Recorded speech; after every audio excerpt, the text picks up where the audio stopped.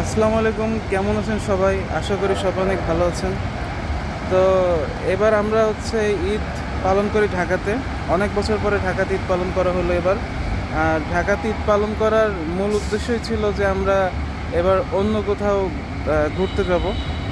তো সেই অনুযায়ী আমরা গতকালকে চট্টগ্রাম আসি। এরপরে আমরা যাব খাগড়াছড়ি। এখন আমরা চট্টগ্রামে আছি, এরপরে খাগড়াছড়ি যাব, তারপর যাব বান্দরবন, তারপরে লাস্টে আমরা কক্সবাজার গিয়ে আমাদের এবারে ট্যুর শেষ করব। তো চট্টগ্রামে গতকালকে আমরা এসে পৌঁছাই বিকাল 5টার দিকে। 1টার দিকে রওনা দিয়েছিলাম, তো 4 ঘন্টা লাগছিল, রাস্তা ফাঁকা ছিল। তারপর আসার পর আমরা পতেঙ্গা সমুদ্র পাড়ে যাই।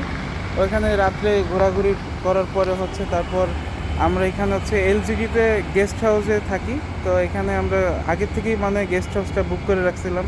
তো সরকারি জায়গা, এখানে আগের থেকে বুক করে রাখতে নাহলে অনেক যারা ভিআইপি পার্সন আছে বা সরকারি যারা কর্মকর্তা আছে তারাও ঘুরতে আসলে এইসব গেস্ট হাউসে উঠে।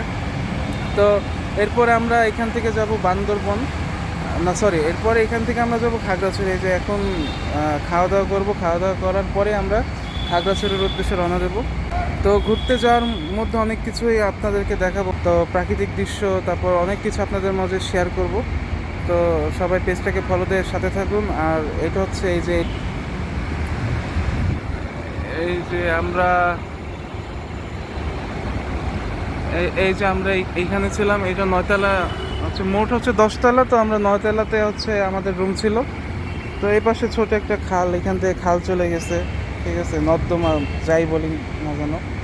তো এই ভবনের পিছে রেল লাইন, রেলপথ আছে এখানে। তো যাই হোক, সবাই পেজটা ফলো দিয়ে থাকুন এবং পাশে থাকুন, সাপোর্ট করুন। আর নতুন নতুন ভিডিও ইনশাল্লাহ দেওয়ার চেষ্টা করব। আসসালামু আলাইকুম।